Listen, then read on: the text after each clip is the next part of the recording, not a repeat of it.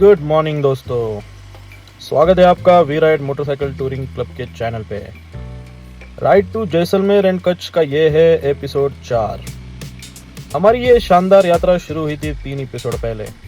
अगर आपने वो एपिसोड्स अभी तक नहीं देखे हैं तो ज़रूर देखिए, क्योंकि हर एपिसोड में है एक नई कहानी, नई सड़क और एक नया एहसास। और हाँ, अगर आपने अभी तक इस चैनल को सब्सक्राइब नहीं किया तो अभी कर लीजिए, क्योंकि भाई ये सब कंटेंट, एक्साइटमेंट और एडवेंचर बिल्कुल फ्री है।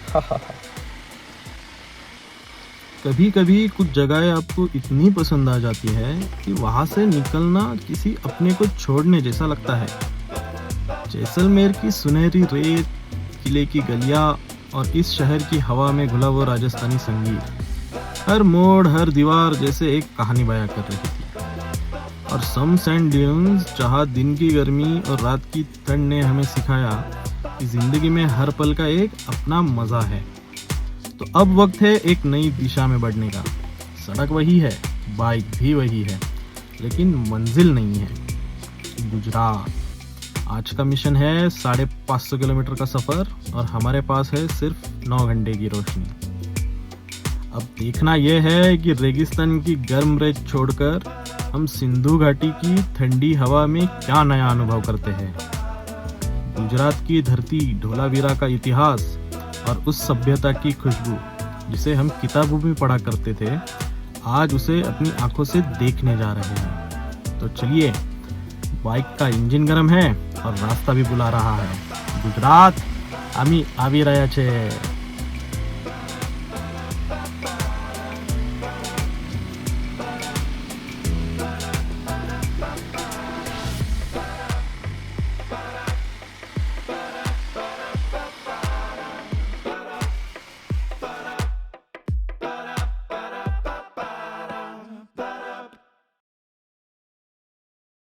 अराउंड 200 किलोमीटर्स अभी तक हम लोगों ने कवर कर लिए है। 12:45 कुछ हुआ है। तो अभी हम लोगों ने बादाम शेक पीने के लिए स्टॉप लिया है। Cherry on top stuff. ये तो आइसक्रीम वाले।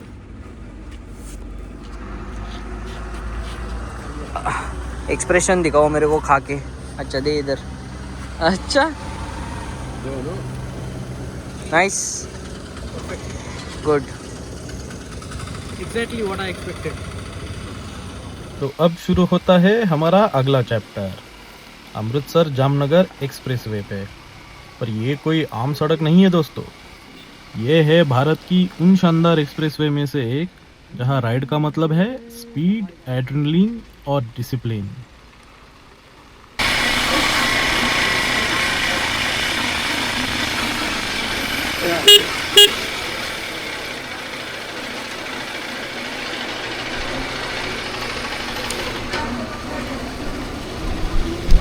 क्या हुआ? आते समय आए देना। हाँ अभी अलाउ नहीं है। अरे कल परसों ही आए हम। हाँ, आज से बंद है। अरे ऐसे कैसे भैया, हम बहुत दूर से आए। आपकी बात सही है सर, मैं आपको मना नहीं करता। आज गाड़ी गई है, 3 गाड़ी गई है। थोड़ा साइड से जाएंगे ना हम, बहुत दूर जाना है, बहुत घूम के जाना पड़ेगा हमको।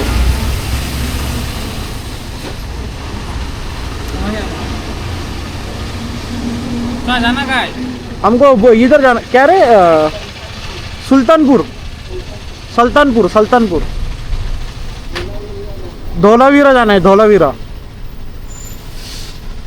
हमारा बुकिंग है आज का, नहीं तो गए रहते। बट अभी पहुंचेंगे, मतलब 5-6 घंटा लगेगा और जाने को हमको। अगर दूसरा कोई रास्ता पकड़ा तो पहुंच भी नहीं पाएंगे।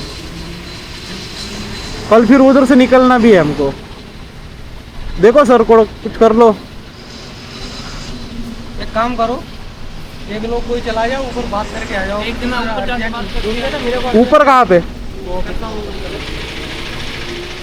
जाता कैसा क्या?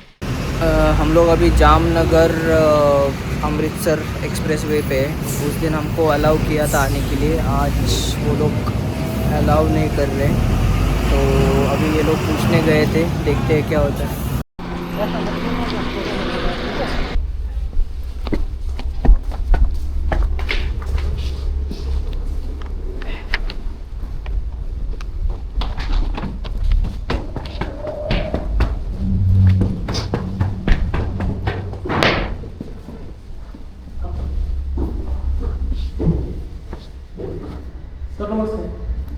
हमको धोलावीरा जाना था यहाँ से, धोलावीरा जाना था। Thank you sir. अच्छा, ये अगर आगे कहीं पे रुकाया तो उनको क्या बोले कि यहाँ से हमको अलाउड कर दे। सांचौर से जाने दिया तो आप क्यों रोक रहे हो? अच्छा, सांचौर से एंट्री दे दिया था हमको, बोल दिया था उन लोगों को। बोल दिया था ना, ठीक है चलेगा। थैंक यू भैया।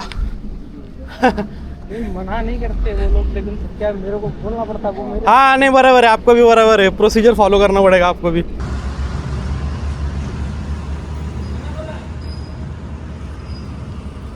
चलो सर जी, थैंक यू।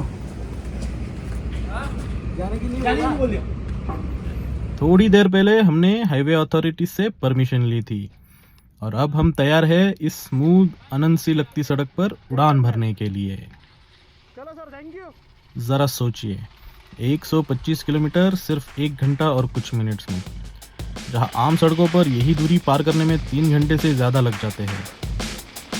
दिल में था जोश पर दिमाग था फोकस, क्योंकि एक्सप्रेसवे पर हर गाड़ी बिजली की तरह दौड़ती है। देखिए ज़रा कैसे सूरज हमसे आँख में चोली खेल रहा है, कभी बादलों के पीछे छिप जाता है तो कभी सुनहरी किरणों से सड़क को चमका देता है। अरे वाह, अब तो बारिश भी आ गई, क्या बात है। रेगिस्तान छोड़ते ही मौसम ने करवट ले ली है। राइड में थोड़ा रोमांस भी जुड़ गया, लेकिन ये क्या, एक्सप्रेसवे पर इतना खराब रोड पैच, इसकी तो उम्मीद नहीं थी। खैर, ये तो छोटी मोटी परेशानी है, असल में बड़ी दिक्कत तो अभी आने वाली है। क्या है वो, पता चलेगा अगले मोड़ पर। नहीं, हमने वहाँ पे पूछा था, कौन सा रे, संचौर में पूछ के आए थे उधर ऑफिस में हम। हाँ, उन्होंने छोड़ दिया था। बात कर लो, वो जाने दो। अभी यहाँ से एग्जिट ही मार रहे हैं हम आगे नहीं जाने वाले, एग्जिट मारने वाले। लेकिन अभी यहाँ टोल से तो हमारा जिम्मेदारी रहता है ना। अभी अब मेरे साथ बात कर लो। उन्होंने बोला ना आप यहाँ पे बताओ करके, संचौर में बताया था, हमने बात की थी उधर ऑफिस में जाके, वो बोले ठीक है जाओ बोले। सांचौर में, संचौर में, हाँ। तो आप मुझे बात कर लो, अंदर बोल रहे हैं साथ जा रहे हैं, मना कर रहे हो।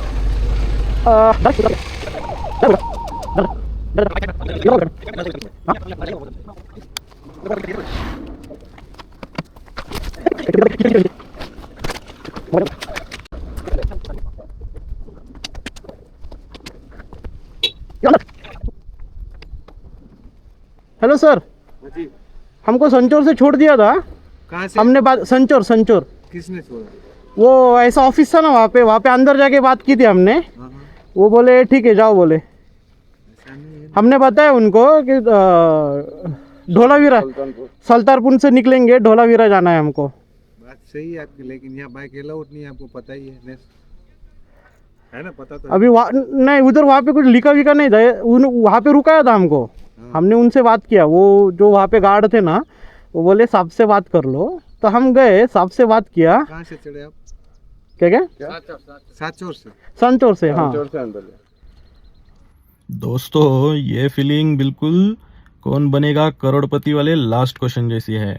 बस फर्क इतना था, यहाँ पैसे नहीं, हमारा पूरा सफर दाव पे था। एक गलत जवाब और सब खत्म, ना होटल, ना आगे का प्लान, ना कोई टाइम, हमारा यहीं पे गेम ओवर हो जाता। तो क्या कहा हाईवे अथॉरिटीज ने, जानना चाहते हैं तो सुन लीजिए। क्या हुआ? होना क्या था? रोक जाने लगे, लंबा चौड़ा भाषण, मैं ये हूँ, मैं वो हूँ, मैं ऐसा हूँ, मैं वैसा हूँ। मैंने भी कहते उनसे कि आप जैसे भी होंगे, उसे हमें क्या। अजी देखना आपको चाहिए कि हम कैसे हैं। चुप, बिल्कुल चुप।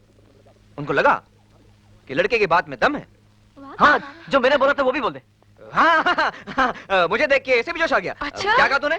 बोलना क्या था, चुप करा दिया। उनका एक एक सवाल, मेरे दो जवाब। एक एक सवाल, दो जवाब। सवाल एक, जवाब दो। सवाल जवाब, सवाल जवाब, सवाल जवाब। चुप, लंबी खामोशी। लगभग 10-15 मिनट की रिक्वेस्ट, एक्सप्लेनेशंस और थोड़ी कन्विंसिंग के बाद आखिरकार उन्होंने हमें अनुमति दे ही दी। भाई, उस पल ऐसा लगा जैसे 1 करोड़ जीत लिया। ना लाइट्स, ना क्लैप्स, पर दिल में पूरा केबीसी चल रहा था। कभी कभी कुछ समस्याएं शांतिपूर्वक ही सुलझाई जा सकती है। अगर आप प्यार से बात करो तो लोग भी आखिरकार मान ही जाते हैं। तो चलिए अब बिना लाइफलाइन के निकलते हैं इस हाईवे एडवेंचर की अगली स्टेज पर।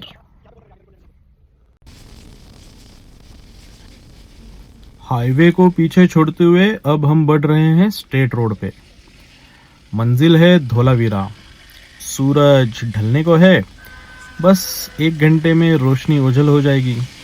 लगता है शायद हमें कुछ किलोमीटर अंधेरे में भी राइड करनी पड़ेगी। अब तक हमने कई रास्ते देखे हैं, पर ये रास्ता कुछ अलग ही है। ना कोई आवाज, ना कोई ट्रैफिक, बस हवा की सरसराहट और इंजन की गुनगुनाहट। हम इस इलाके में नए हैं, इसलिए स्पीड से नहीं सेंस से चल रहे हैं। कभी सड़क गायब हो जाती है, कभी दूर कोई चमकता पानी दिखता है। ऐसा लगता है जैसे हम कोई रहस्य भरी किताब पढ़ रहे हैं।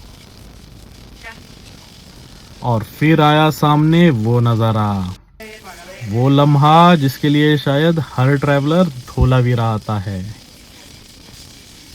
सड़क सीधी जा रही थी और दोनों तरफ बस पानी ही पानी। इतना शांत, इतना सुंदर कि लगा जैसे ये रास्ता कहीं स्वर्ग की ओर जा रहा हो। ऐसे नज़ारे जिंदगी में बार बार नहीं देखने मिलते। हम तीनों जैसे खो गए थे इस खूबसूरत शाम में। सारे दिन की थकावट जैसे चुटकी बजाते गायब ही हो गई।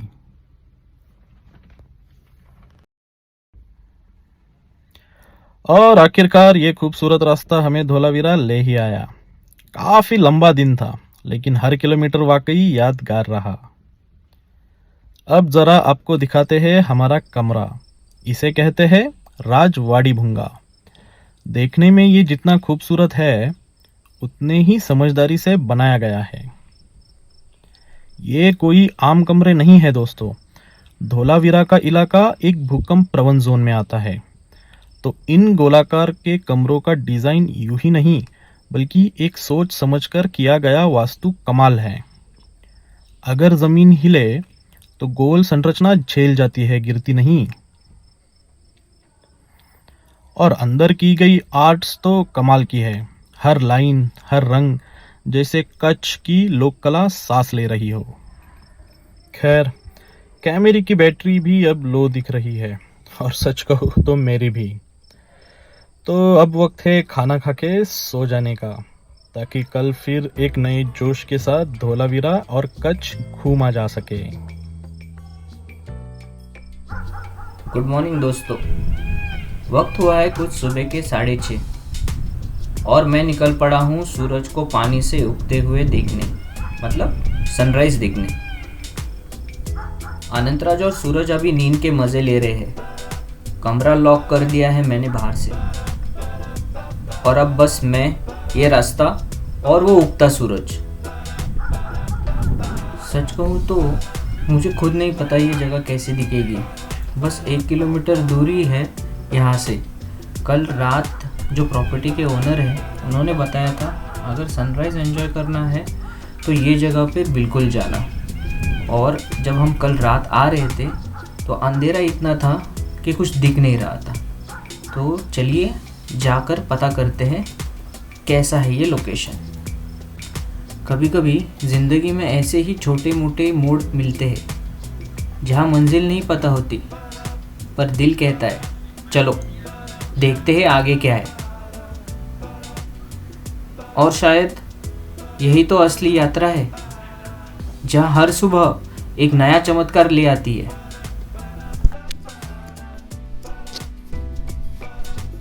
बाप रे,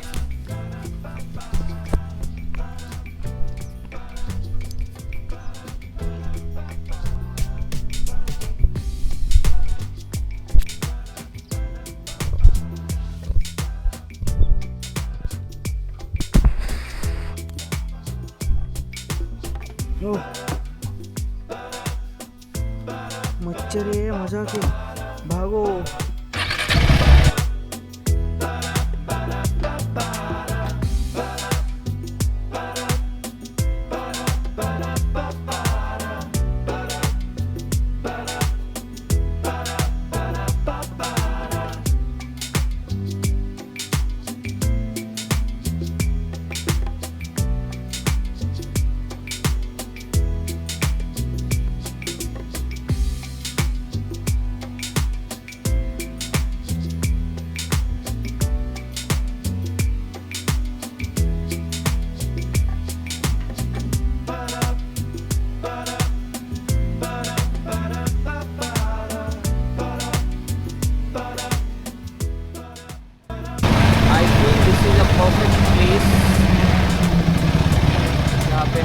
सकते हैं।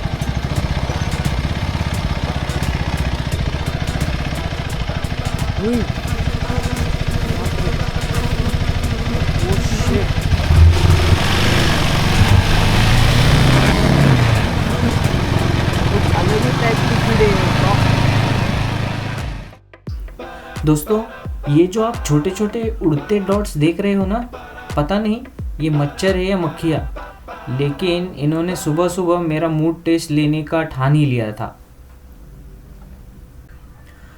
और मैं सोच रहा था इतनी नज़दीक जगह है, हेलमेट क्यों पहनूं। बस यही हुई नई सीख।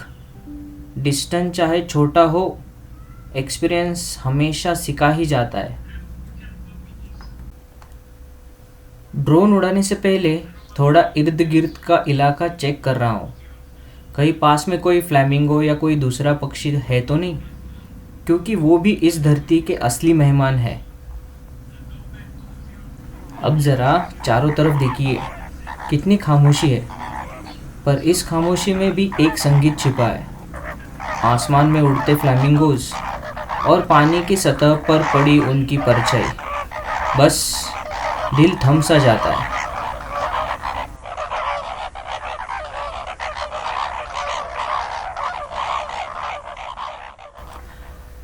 चलो अब ज़रा ऊपर से देख लेते हैं, बर्ड्स आई व्यू।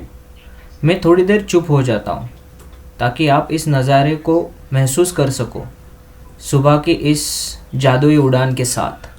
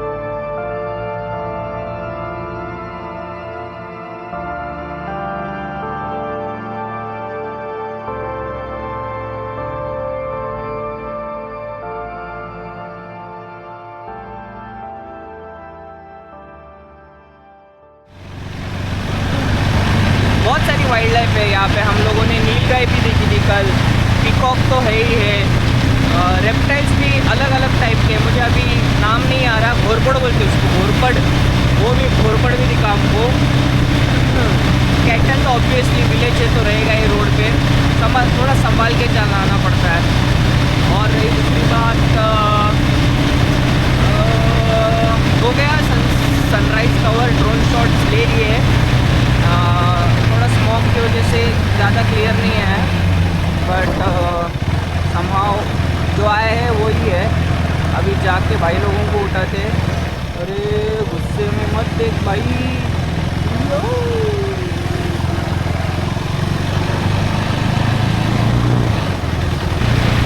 कच्छ में है, आज कच्छ एक्सप्लोर करेंगे। शाम को एक क्लिफ पे जाना है, भैया लेके जाने वाले रेस्टोरेंट वाले। 84 battalion, good place, definitely family के साथ एक और बार आना है यहाँ पे।